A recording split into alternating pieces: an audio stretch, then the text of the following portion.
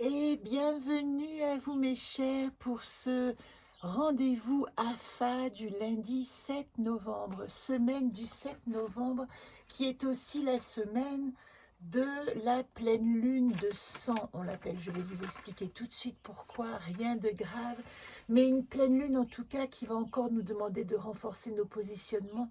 Je vais vous parler des énergies pendant quelques minutes et puis évidemment que je vous inviterai à faire le tirage Solune de la pleine lune. Et ce tirage Solune, pour celles qui connaissent ma manière d'exercer le jeu, le moi dans le monde, c'est moi, Xerda, mon affirmation, mon estime de soi dans le monde qui me permet de m'exprimer. Voilà le challenge de cette prochaine quinzaine. Et si, puisque la roue s'invite, vous voulez regarder dans la roue où nous en sommes, eh bien, nous en sommes ici, à la 11e pleine lune du Scorpion. Alors, avant de vous parler de cette pleine lune, je voudrais déjà remercier mes adorables élèves qui sont venus me rencontrer pour le Zoom du 1er novembre, avec lesquels nous avons fait un point, à qui j'ai demandé à quoi avait pu leur être utile l'utilisation de mon petit compagnon de conscience. Donc, vous allez retrouver dans des petites vidéos de 4-5 minutes nos échanges et de quoi nous avons parlé et aussi leurs témoignages. Si ça vous intéresse de rejoindre cette, entre guillemets, école du jeu 2023 avec l'agenda, avec le mode d'emploi, avec le petit jeu et de comprendre comment je peux vous accompagner en douceur dans votre autonomie de conscience, parce que c'est de ça dont il est question. Et puis je voulais vous dire aussi, je vais enlever la sauge quand même, je crois qu'on est assez purifié avant d'étouffer, que je suis donc maintenant au Chalet des Créateurs, c'est-à-dire un lieu qui accueille des artisans et des artistes sur la route de Megève, juste après Saint-Gervais, pour ceux qui sont dans le coin. Il y a plein d'artistes, plein d'artisans, et je vous mets ici en gros plan mes dates de permanence. Donc si vous avez envie de me rencontrer, de venir voir l'agenda, de me poser des questions, j'y serai tous ces vendredis de 11h à 19h, plus un samedi en janvier, je crois que c'est le 14, de 11h à 18h. Et ben, nous nous exercerons, et ça vous serez tout à fait bienvenus. Hein. Le rendez-vous est gratuit, je dirais. C'est vraiment faire connaissance et comment est-ce qu'on peut mieux comprendre ce que je vous propose. Nous nous exercerons au tirage. Alors aujourd'hui, c'est quand même important de parler de cette 11e pleine lune de l'année. C'est une pleine lune qui intervient au degré 16 du taureau dans l'axe de nos nœuds lunaires. Et c'est aussi ce qu'on appelle un axe de croix fixe, puisque ce sont les signes fixes qui sont les plus impactés. Lion, taureau, scorpion. Écoutez, c'est vraiment une lune qui va vous demander des enjeux, je dirais, importants. Alors pourquoi est-ce qu'on l'appelle lune de sang? Ça paraît terrible. C'est simplement parce que cette éclipse totale de lune, en raison de son rapport avec l'atmosphère terrestre, elle prend une couleur rouge un peu cuivrée et on a pris l'habitude de l'appeler la lune de sang. Alors c'est quoi une éclipse? Une éclipse, c'est un phénomène qui se produit lorsque le soleil, la lune et la terre sont parfaitement alignés, ainsi que les nœuds lunaires. C'est pourquoi il y a un impact sur notre axe passé, le nœud sud représente notre passé, et l'axe de notre direction qui est le nœud nord. Donc nous avons forcément au moment de ces lunes avec éclipse des interrogations sur nos décisions, un regard sur ce qui est à dépasser, qui nous renvoie aussi là, et c'est très important, à notre période du printemps et particulièrement du 16 mai qui était l'autre éclipse totale qui est survenue cette année. Donc ces moments d'éclipse, vous voyez, il y en a, en général 2 éclipses se suivent et elles ont lieu à 6 mois d'intervalle dans une année. Ça veut dire qu'elles ont une incidence sur les 6 mois à venir. Qu'est-ce qui s'est passé en mai qui aurait une incidence sur votre comportement d'aujourd'hui?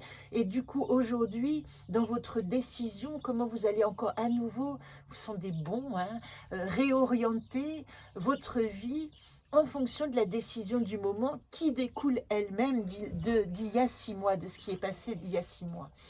Alors, Elle est conjointe, cette pleine lune, au nœud nord. Donc, je vous l'ai dit, notre direction, elle est aussi en maison 4. Les maisons, ce sont la manière dont nous sommes aspectés par les énergies qui surviennent. Hein. Il y a 12 maisons et les énergies viennent dans ce qu'on appelle ces entrées qui sont des maisons. La maison 4, la famille, le foyer, c'est une indication de direction que nous poursuivons depuis janvier, puisque ce nœud nord est en taureau depuis à peu près le 19 janvier, nœud nord en taureau, nœud sud. Ah, voilà mes copines. Viens dire bonjour Marie. Voilà les poulettes. Je ne sais pas si vous les entendez. Oh, je vais tourner la caméra quand même. Voilà. Bonjour. Petite interlude, je vous montre les poulettes pendant que je parle. Pourquoi pas? Elle est déjà repartie. Donc, nous poursuivons une direction depuis le mois de janvier. Ça dure 18 mois, hein, les axes des nœuds lunaires.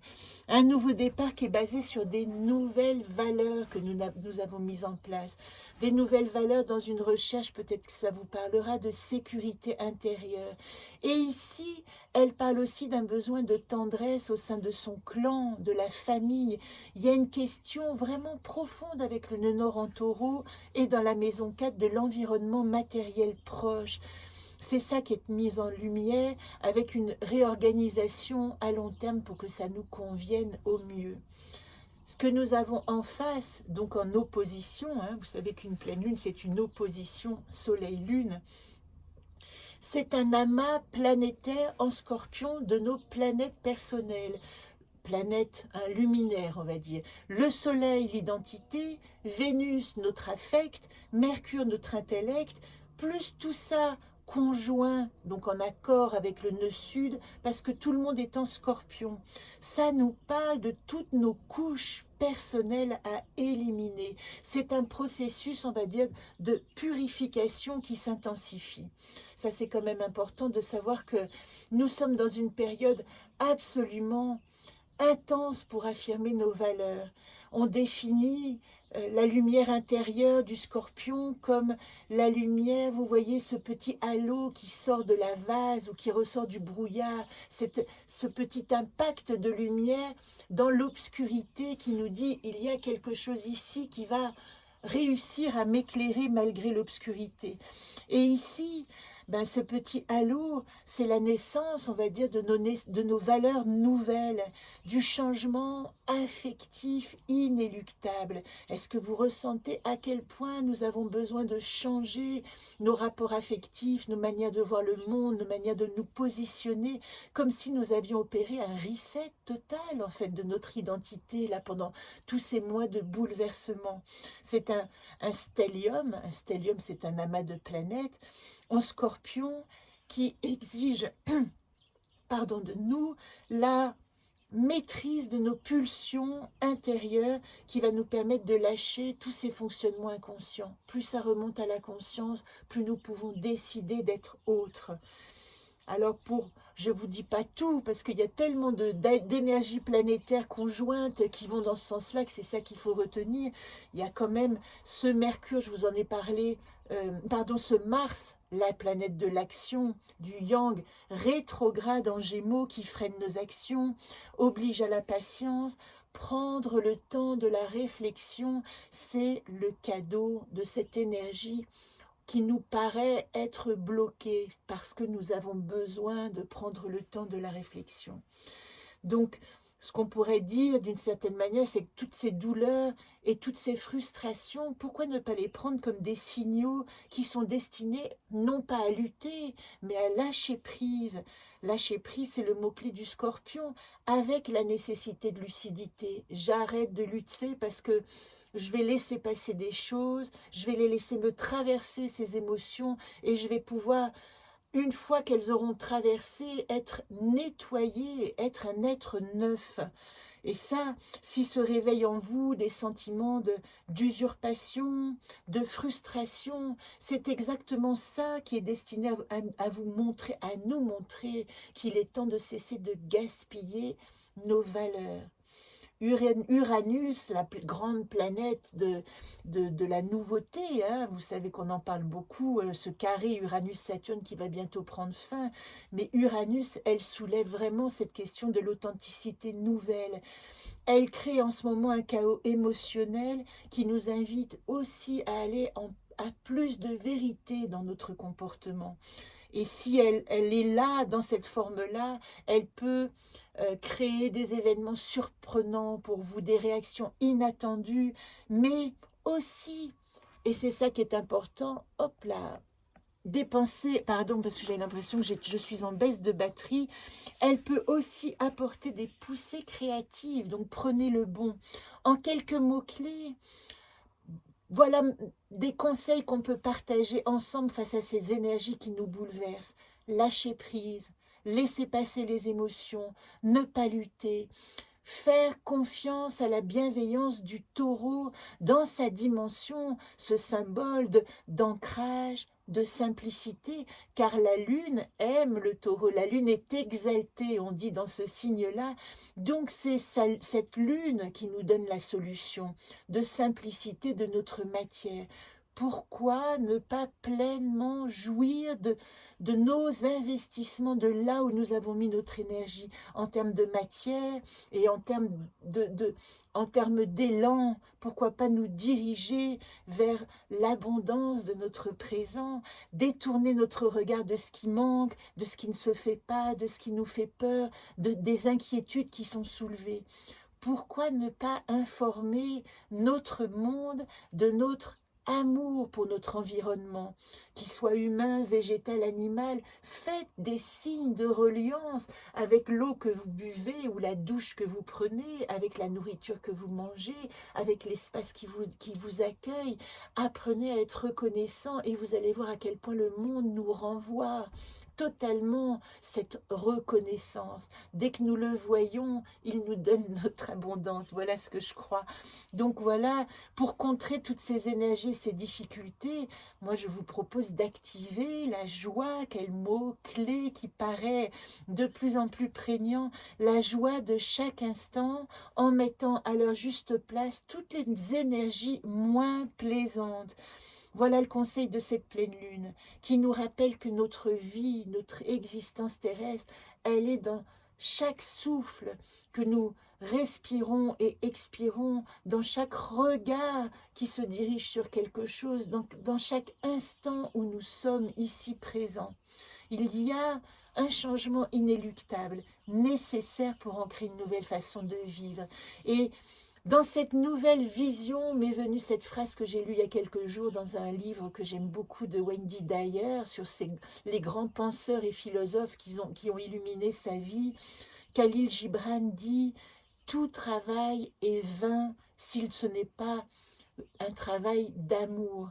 Regardez où vous mettez votre énergie et si elle sollicite tout l'amour et l'envie de vivre qui est en vous. » Alors pour le jeu Solune, je vous ai donné la coupe en début de séance. Xerda nous dit « Je suis Cap, la grande femme qui marche, c'est moi. Je suis Cap, j'ai de l'estime et confiance en moi et en qui je suis pour pouvoir donner mon expression. » Ça c'est le monde. Le monde c'est l'expression de vérité. Je vais pouvoir parler en vérité dans le monde qui je suis. Et nous allons tout de suite voir comment les autres gardiennes de ce cycle lunaire, je remets la roue ici, mais ça vous l'avez dans le jeu Solune.